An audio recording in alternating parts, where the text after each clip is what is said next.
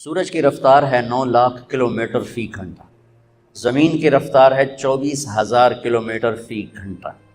سورج زمین سے 12 لاکھ گنا بڑا ہے۔ ہیلیم کنورٹ ہوتی ہے ہائیڈروجن میں دھماکہ ہوتا ہے، وہ دھماکہ 50 کروڑ ایٹم بم کی پاور کے برابر ہوتا ہے۔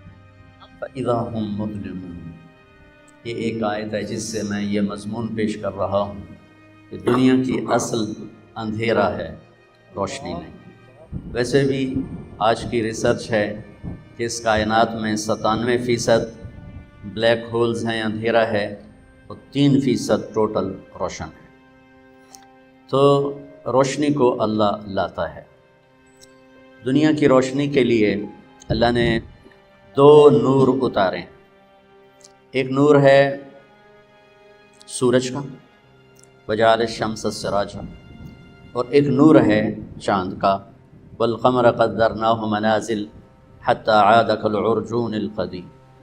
اس کائنات کے لیے 2 روشنیاں ہیں، ایک سورج ہے، ایک چاند ہے، جن کو اللہ اپنی قدرت سے چلاتا ہے۔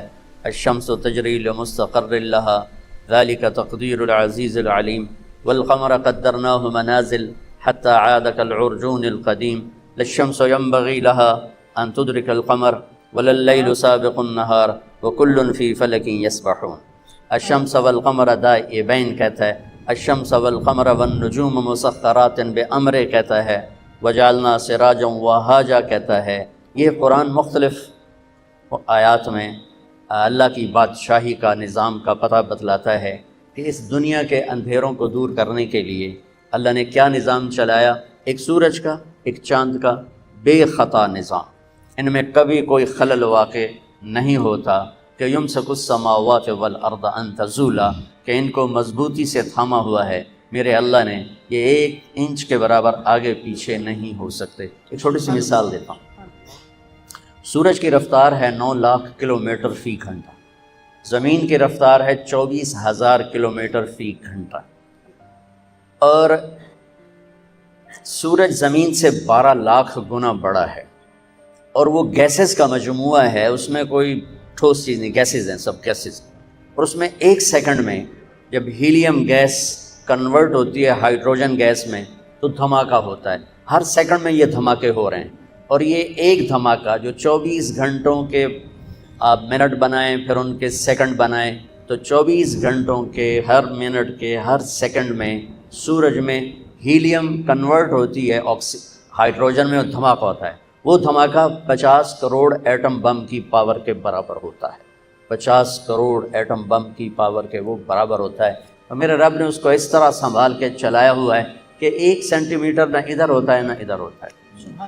دل کے اندھیروں کو دور کرنے کے لیے بھی تو کوئی روشنی اللہ نے بھیجی ہوگی نا، چونکہ اللہ تعالیٰ کہہ رہا ہے لا تعلمون شیئا، تم جاہل تھے، تو جہالت کو دور کرنے کے لیے کون سے سورج اور چاند ہیں؟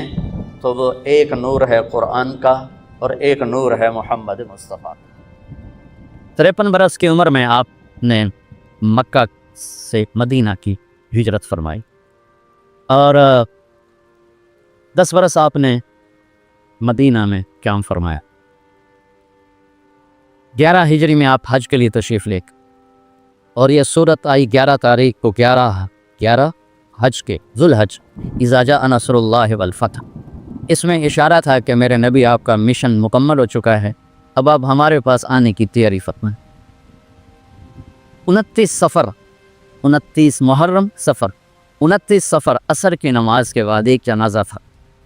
اس جنازے کو پڑھانے کے بعد اس کو دفن کے لیے آپ جنت البقیع تشریف لے گئے۔ وہاں سے واپس ہونے لگے تو سر درد اٹھا، اور وہ درد اتنا بڑھنا شروع، اور اس دن باری حضرت عائشہ کے گھر کی تھی، تو آپ گھر میں تشریف لاتے لاتے درد کے ساتھ بخار، تیز بخار، تیز درد، تیز بخار، اور 14 دن 12 ربع 29 30 2 دن یہ، اور 12 دن اگلے 14 دن آپ نے بیماری دیکھی، مسلسل سر درد اور مسلسل بخار، اور روزانہ آپ جب گھر بدلتے اس کو 9 بیویاں زندہ تھیں، تو آپ پوچھتے کل کس کی باری ہے، کل کس کی باری؟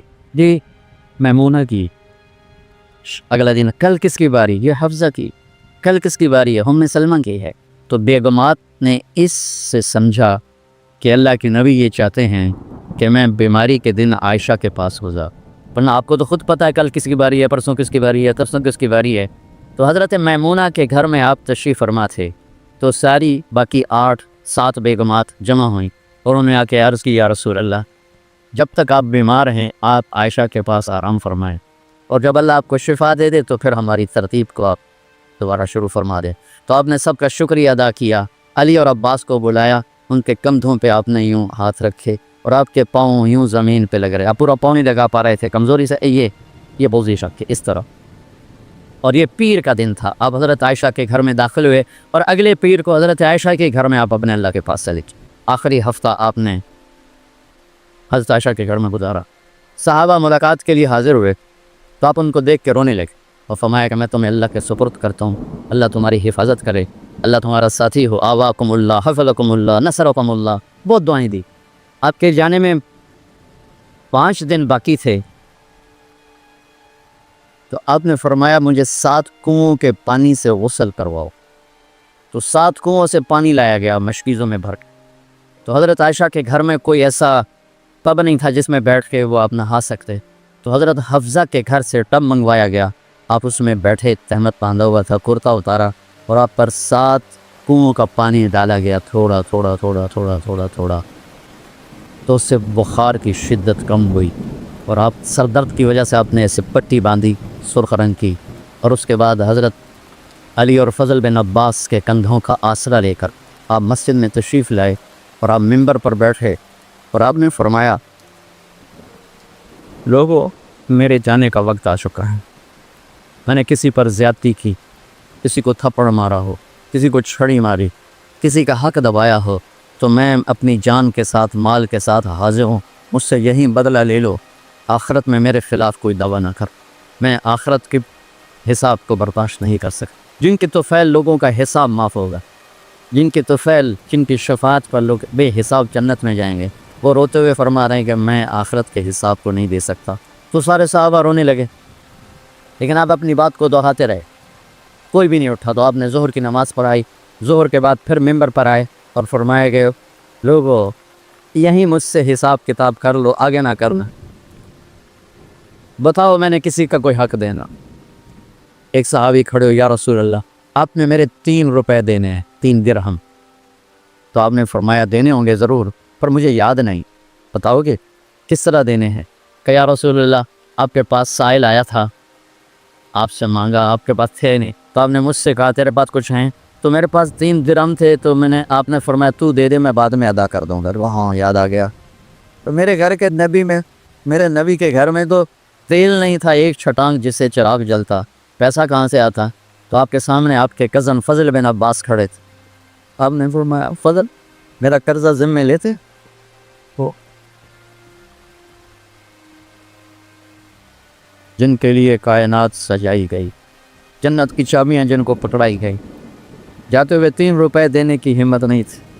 تو فضل میرا قرضہ ذمہ لیتے؟ کہ جی یا رسول میں اپنے ذمہ لیتے. کیسے لے لینا؟ آپ گھر تشریف لے گئے، نماز کے لیے آتے تھے، پڑھاتے تھے. جمعرات کو عشاء کی نماز پڑھانے کے لیے اٹھ نہیں سکے، گر کے، پھر اٹھنے لگے، اٹھ نہیں سکے، گر گئے، پھر اٹھنے لگے، اٹھ نہیں سکے. تو آپ نے فرمایا ابو بکر سے کہو نماز پڑھائے، عشاء کی نماز. ابو بکر ذرا پیچھے کھڑے تھے، عمر آگے کھڑے تھے. تو لوگوں نے کہا نماز ہی پڑھانی، کوئی پڑھا دے. تو انہوں نے حضرت عمر کو آگے کیا، انہوں نے کہا اللہ اکبر. جب حضرت عمر کی تکبیر سنی تو آپ نے اندر سے زور سے فرمایا عمر کو پیچھے کرو، ابو بکر کو آگے کرو، میرے رب کا فرمان ہے میرے مصلی پر ابو بکر کے سوا اور کوئی کھڑا نہیں ہو سکتا. جمعرات کی عشاء، جمعہ ہفتہ اتوار کی 15 نمازیں، اور پیر کی فجر کی 16 اور جمعرات والی 17 نمازیں ابو بکر نے پڑھائیں میرے نبی کی موجودگی میں. ہفتے کے دن ظہر یا عصر میں آپ علی و فضل بن عباس کے کندھوں پر ہاتھ رکھ کے مسجد میں داخل ہوئے اور ابو بکر نماز پڑھا رہے تھے. ادھر محسوس ہوا کہ اللہ کے نبی آ رہے ہیں, تو ابو بکر نے یوں پیچھے ہٹنا شروع کیا تاکہ مصلی سے ہٹ جائیں. تو آپ نے ایسے ہاتھ کا اشارہ فرمایا